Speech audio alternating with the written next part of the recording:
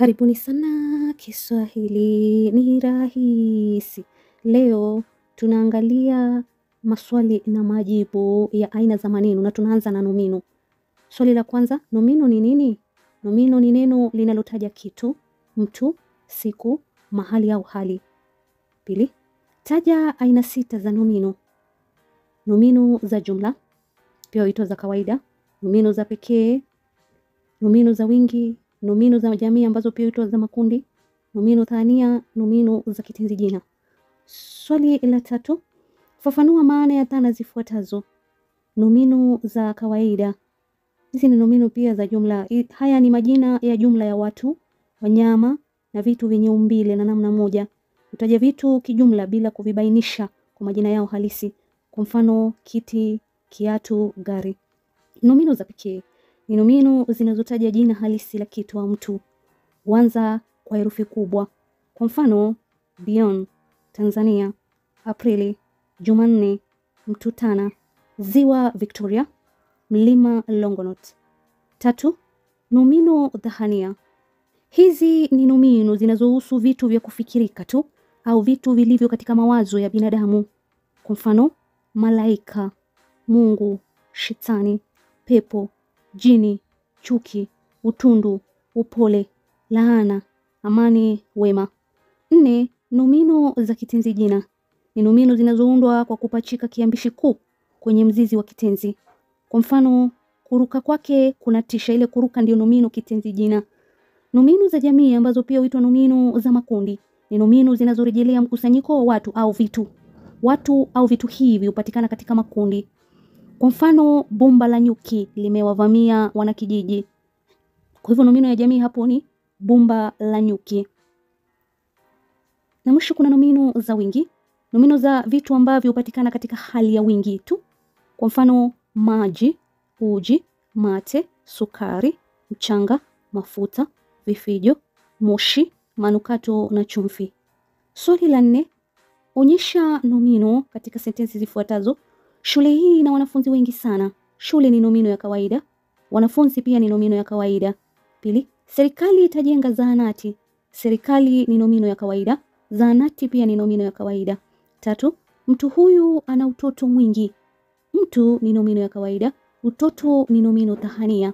4, Mukaa ni shule kubwa mno. Mukaa ni nomino ya pekee. Shule ni nomino ya kawaida. 5, ainisha nomino. Uchoyo na umbea vimejaa mjini. Uchoyo ni nomino dhahania. Umbea ni nomino dhahania. Pili, mwalimu alituzomea kwa utundu wetu. Mwalimu ni nomino ya kawaida. Utundu ni nomino dhahania. Kiwakilishi ni nini? Kiwakilishi ni kiambishi, neno au fungu la maneno linalotumiwa badala ya nomino katika sentensi. Pili, andika aina za viwakilishi. Kuna viwakilishi vya nafsi, viwakilishi vya ngeli, viwakilishi vya sifa, viwakilishi vionyeshi, viwakilishi vya idadi, viwakilishi viulizi, viwakilishi vimilikishi, viwakilishi vya unganifu, viwakilishi vya pekee, viwakilishi virejeshi na viwakilishi visisitizi. Kwa hivyo aina ni 11. Swali la 3, kwa kutolea mfano mmoja eleza maana ya viwakilishi nafsi huru. Haya ni maneno mazima au tunaweza kusema haya ni maneno kamili yanayowakilisha nafsi. Kwa mfano mimi ni mwalimu. Mimi ni nafsi huru au ni kiwakilishi nafsi huru. Yeye ni mwanasheria. Yeye ni kiwakilishi nafsi huru. Pili, viwakilishi nafsi viambata pia huitwa nafsi vitengemezi. Hivi ni viambishi vinavyowakilisha nafsi. Tuliimba hadi asubuhi, ile tu. Unachezea wapi? Ile u. Anasoma somo lipi? Ile a. 3, viwakilishi ngeli. Hivi ni viambishi vya ngeli vinavyotumiwa kupatanisha sentensi kisarufi. Viambishi hivi huambikwa mwanzoni mwa kitenzi na huwa vinabadilika kutegemea ngeli. Alifika, ile a. Kwa hivyo lazima kama vile vile viambishi nafsi viambata lazima viambishwe kwenye kitenzi. Au tuseme mzizi wa kitenzi. Alifika, ile a. Walifika, ile wa. Unakatwa, ile u. Inakatwa, ile i. Limeiva, ile li. Yameiva, ile ya. Kimevunjika, ile ki. Vimevunjika, ile vi. Imeuzwa, ile i. Zimeuzwa, ile zi. 4, viwakilishi vya sifa. Viwakilishi vinavyoonyesha sifa za nomino inayozungumziwa. Mwerevu ni yule, mwerevu ni kiwakilishi cha sifa. Amenunua kizuri, kizuri ni kiwakilishi cha sifa. Safi imepigwa pasi, ile safi. 5. Viwakilishi viulizi. Viwakilishi vinavyotumiwa kuuliza swali kuhusu nomino. Yupi analia? Ile yupi. Nani amekuita? Ile nani. Ngapi zimenunuliwa? Ile ngapi. 4. Tunga sentensi ukitumiwa kiwakilishi cha a unganifu kuleta dhana zifuatazo. Ala au kifaa cha kufanyia kitendo. Kwa hivyo unatumia kiwakilishi cha a unganifu. Wa kupikia umeibwa. Kwa hivyo ile wa. Ile wa. Daraja cha chuo kikuu kimenunuliwa, ile cha chuo kikuu. Aina au sampuli, nitauza la samawati, ile la samawati. Nafsi katika orodha, wa 7 amepotea chupu chupu, wa 7. Umilikaji, cha Calvin kimepotea, cha Calvin. Hali, wa busara unatabasamu, wa busara anatabasamu, wa busara ndiyo kiwakilishi cha a unganifu. Kwa hivyo unapigia mstari ile silabi pamoja na nomino. 5. Onyesha viwakilishi katika sentensi zifuatazo kisha utaje aina. Lake limeiva vizuri. Lake ni kiwakilishi kimilikishi kuonyesha ni mali ya nani. Nomino ni mali ya nani. Pili, mwenye wadhifa wa uhasibu anajishasha. Kwa hivyo mwenye wadhifa wa uhasibu ni kiwakilishi cha pekee. Machache yamechumwa. Machache ni kiwakilishi cha idadi. Limeliwa lote kabisa. Ile li katika limeliwa ni kiwakilishi cha ngeli. 6. Tunga sentensi ukitumia aina zifuatazo za viwakilishi. Kiwakilishi cha nafsi huru, yeye ni mhazili, ile yeye ndio kiwakilishi cha nafsi huru. Nyinyi ni waadilifu, nyinyi. Kiwakilishi kionyeshi cha mbali kidogo, hiyo itahifadhiwa hiyo. Huo ni mbovu huo. 3. Kiwakilishi cha idadi ya jumla, kadhaa wamehudhuria mkutano, kadhaa. Lukuki wamehulu kuhudhuria kikao, lukuki ndio idadi, kiwakilishi cha idadi ya jumla. 4. Kiwakilishi cha a unganifu kinachoonyesha nafsi. Kiwakilishi cha a unganifu kinachoonyesha nafasi katika orodha. Wa pili amepewa tunzo, wa pili. Wa 8 alikashifiwa, wa 8. Swali la kwanza, kivumishi ni nini? Kivumishi ni neno au kifungu cha maneno kinachotoa maelezo zaidi kuhusu nomino au kiwakilishi chake. Pili, andika aina za vivumishi. Kwa hivyo aina ni 10. Kuna vivumishi vya sifa, vivumishi vionyeshi, vivumishi viulizi, vivumishi vimilikishi, vivumishi vya idadi, vivumishi vya pekee, vivumishi vya majina, vivumishi vya a unganifu, vivumishi virejeshi, vivumishi visisitizi. 3. Kwa kutolea mfano mmoja mmoja, eleza maana ya vivumishi vya sifa. Hivi ni vivumishi vinavyoonyesha sifa za nomino au kiwakilishi kinachozungumziwa. Watoto watiifu faidika, watiifu. Yule mzuri anapenda kusoma, mzuri.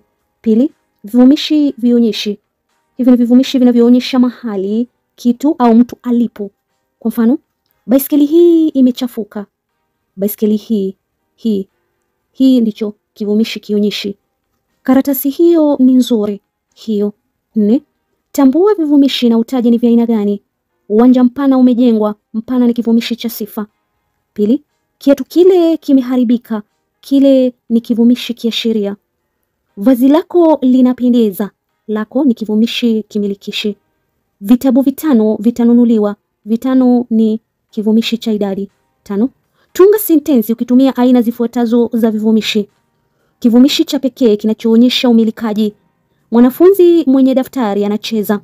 Kwa hivyo mwenye daftari ndio kivumishi na ni kivumishi kinachoonyesha umilikaji cha pekee. Kivumishi cha idadi halisi, wageni wawili wamewasili, wawili. Kivumishi kirejeshi, karatasi ambazo zimechomwa ni zake, ambazo zimechomwa. 4. Kivumishi cha a unganifu kinachoonyesha aina ya au sampuli. Amenunua kitambaa cha majano, a unganifu, na a unganifu kumbuka huambatishwa kwenye nomino. 6. Tunga sentensi ukitumia kivumishi cha a unganifu kuleta dhana zifuatazo. Kifaa cha kufanyia kitendo. Vipuri vya kutengenezea gari vimeibwa, kwa hivyo vya kutengenezea gari. Cheo, nafasi ya uhasibu imetangazwa, ya uhasibu. Kwa hivyo unapiga mstari a unganifu ambayo ni silabi moja kuongeza pamoja na nomino ya uhasibu. Daraja, mwalimu wa chuo kikuu anaandika riwaya, wa chuo kikuu. Aina ya au sampuli.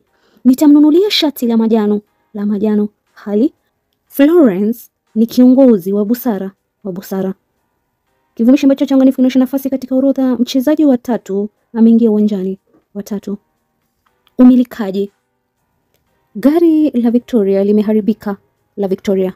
Swali la 7. Tumia mzizi enye kama kivumishi kuleta dhana zifuatazo.